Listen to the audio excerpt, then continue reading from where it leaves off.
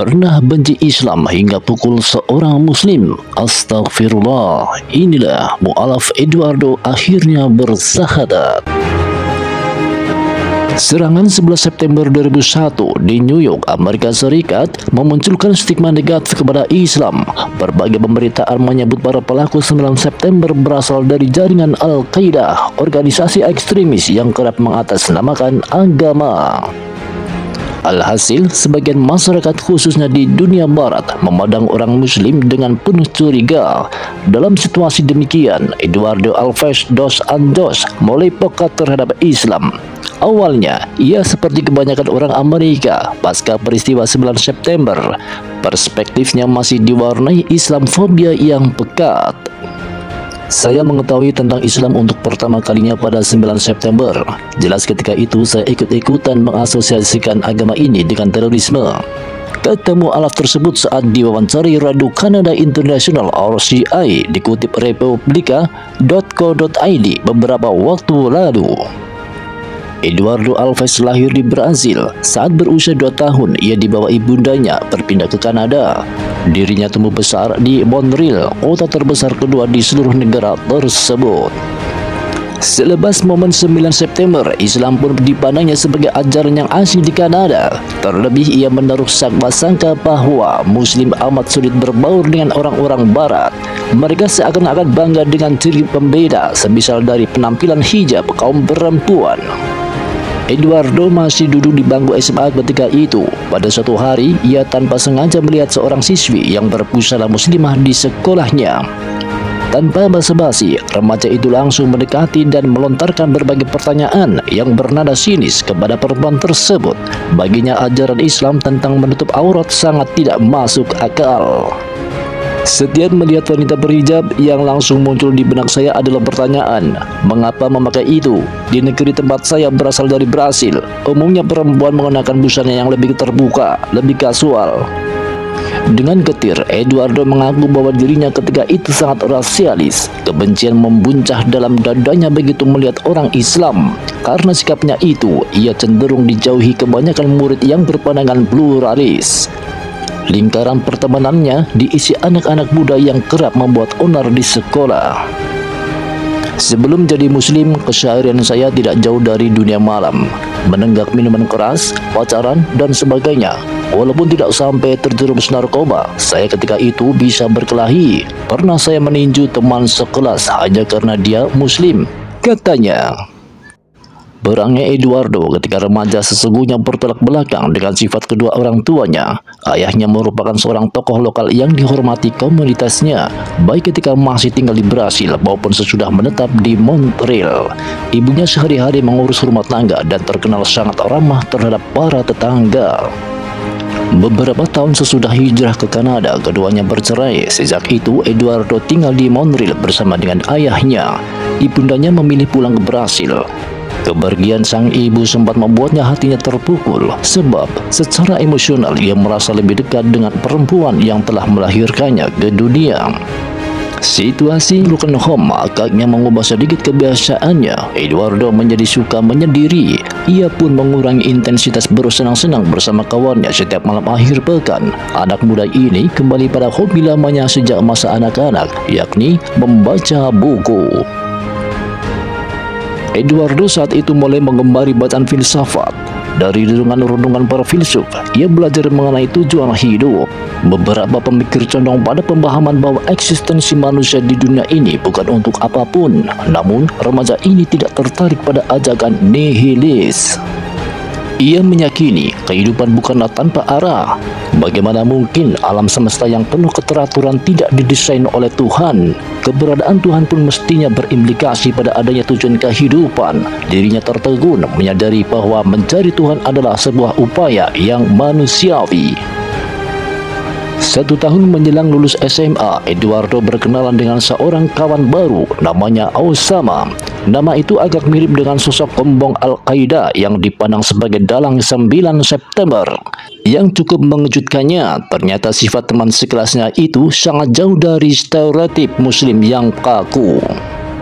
Osama sangat ramah dan supel dalam bergaul. Pemuda berdarah Arab itu sangat menyukai berbagai macam olahraga. Seringkali Eduardo dan dirinya bermain dalam basket bersama, bahkan berada dalam satu tim. Saya sangat terkesan dengan pembawaannya yang supel. Kami pun berteman dekat. Tidak jarang saya bertamu ke rumahnya dan diterima dengan hangat oleh keluarganya, ujar Eduardo.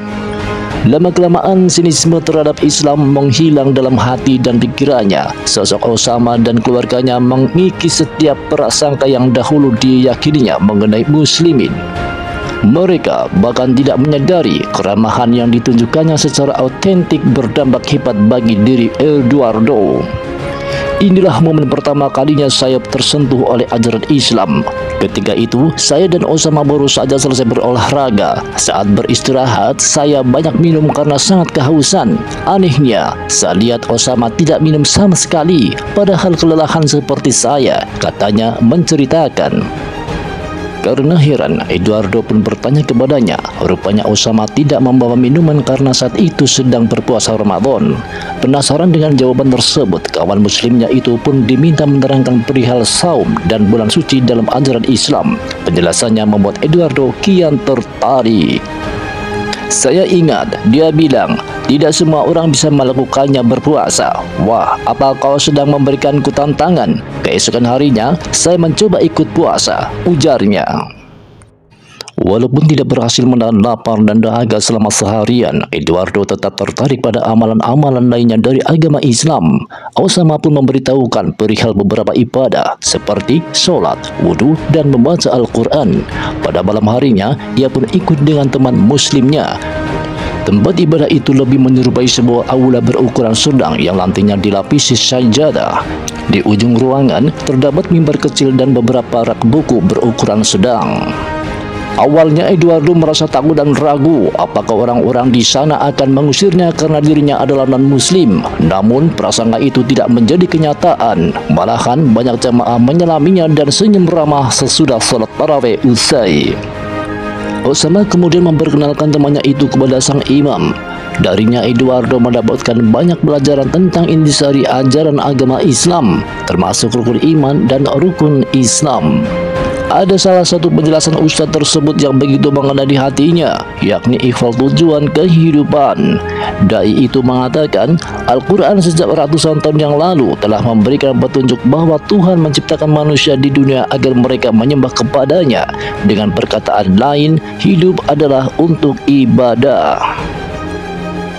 Pernyataan itu membuat Eduardo lega, padahal dirinya belum menjadi muslim. Saat pamit, ia dan kawannya diberi beberapa buku oleh imam musola tersebut.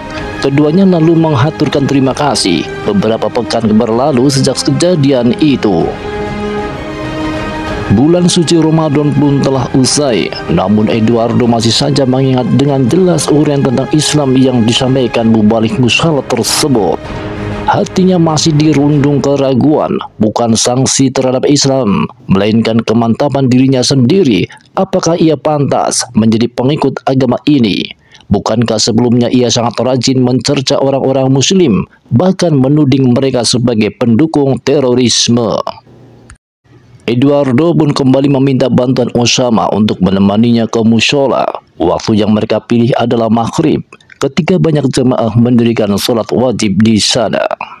Dari sudut ruangan sholat, Eduardo menyaksikan betapa majemuknya para pemeluk agama ini. Di antara mereka yang sedang bersujud itu bukan hanya orang-orang keturunan Arab, melainkan juga banyak kelompok etnis lainnya, semisal Tionghoa dan India. Bahkan, ia mengamati beberapa orang kulit putih turut beribadah di mushola ini. Saya merasa bahagia melihatnya, kata dia. Salat maghrib tuntas dikerjakan jamaah. Kemudian Eduardo mendekati imam untuk menyampaikan maksud kedatangannya, mengucapkan 2 kalimat syahadat.